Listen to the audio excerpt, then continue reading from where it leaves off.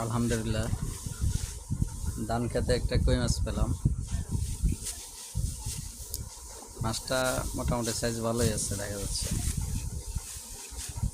কিন্তু লেজের দিক থেকে একটু আক্রমণ মনে হচ্ছে।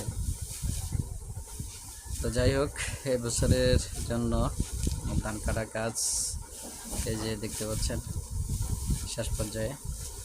মোটামুটি আসলে কাজের লোক পাওয়াটাই এবছর খুবই মুশকিল। তো সবগুলা ধানে চুক্তিতে দেওয়া হয়েছিল, তো যদি বৃষ্টি না হয় তাহলে 2 দিন রোদে শুকাবো, এরপরে বাড়িতে নিয়ে যাবো ধানগুলো বাকি সব। তো দেখা যাক কী হয়। তবে এবছরে বৃষ্টি অনেকটা কম হয়েছে, একদিক দিয়ে সুবিধাও আছে আবার অসুবিধাও আছে। যেমন এখন ধানগুলা শুকানো হয়ে গেছে না, তো যাই হোক তারপরে সর্বোপরি আলহামদুলিল্লাহ।